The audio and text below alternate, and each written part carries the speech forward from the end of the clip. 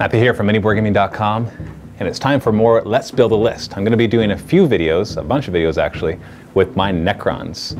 So let's take a look. Here we have all the Necrons that I currently own. How many points is this? I don't remember. I think it's 5,000 or 6,000, depending on upgrades, but that doesn't really matter. We've got most of the things from the Codex represented here. Not everything, which is okay. We got all the popular ones and the most effective ones. So we're going to be building all sorts of lists, most of them 1,750 points. We're going to focus on anti-flyer, anti-mech, anti-swarms, just some fun lists. We're going to take a look at some cool combos that you can do. We're going to look at the different debates of whether you should bring Gauss or Tesla. And yes, it's Gauss. I looked it up. It's not Gauss, it's Gauss.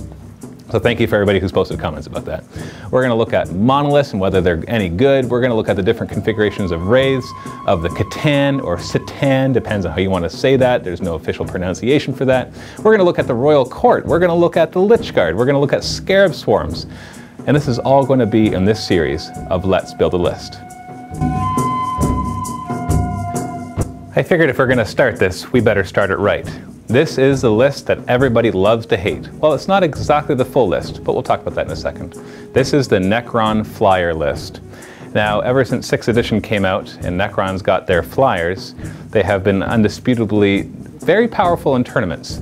Until all the other codices get updated with their own flyers, this will probably continue to be the case. Now, what basically happens here is the Necrons have access to one of probably the most versatile flyers, which is the Night Scythe or Doom Scythe. There are better flyers out there, but most armies aren't able to bring as many as the Necrons, because, unlike other armies, the Necron Night Scythe is a dedicated transport. And because it's a dedicated transport, you're able to basically bring a lot of them. I've brought 6 of them in a 1,750 point list, and I probably could have brought 2 or 3 more if I actually had the models for them. What you do is you bring a group of 5 warriors, which is the minimum size squad. They cost 65 points, and you're able to give them a Night Scythe for only 100 points. Now, a Night Scythe only has one weapon, which is a twin-link Tesla Destructor. But saying only is a bit of an understatement, considering that that one weapon has 4 shots, is twin-linked, and they're strength 7, and it's Tesla, which for those of you who aren't familiar with that, any 6s you roll count as 3 hits instead of just 1. So on average, these are going to be dealing 4 to 6 hits per shot. And that's at strength 7. So these guys are versatile. You can use them anti-flyer, because most flyers are armored 10 to 12, so strength 7 is going to be more than enough to take that out. You can use them anti-infantry, because they have the arc special rule, that not only will they hit the target for 4 to 6 strength 7 hits, but then you roll the die for every unit within 6 inches, and on a 6, they get hit with a bunch of strength 5 hits. And because you have so many of them, you can combine fire and take out units quite effectively. And of course, you have the 5 warriors inside who you can basically move onto the board and deep strike them almost anywhere because of the Night Scythe's rules. Now, there is a major weakness with this list, besides the fact that strength 7 isn't going to fit every single problem, such as armor 13 or armor 14 vehicles. But the other problem is they all have to start in reserve. Now, whether the warriors inside them have to start in reserve is debatable. I've checked through the rules and the FAQs, and all it really says about the warriors having to start in reserve inside their dedicated transports is that they do not count towards the number of units for calculating how many things start in reserves. For example, if you have 10 units in your army, only up to 5 of them can start in reserve. But flyers or anything else that has to start in reserve do not count towards that limit. And so we know that these warriors don't count towards that half your army can be in reserve limit. But the problem really is if they manage to wipe out everything on the board in turn 1, then you automatically lose the game. And we can see that there's not much that would start on the board. Here I decided to bring an Overlord and a Catacomb Command Barge, as well as 2 Doomsday Arcs. Now that's quite a few points. You're looking at 400 or 500 points just right there.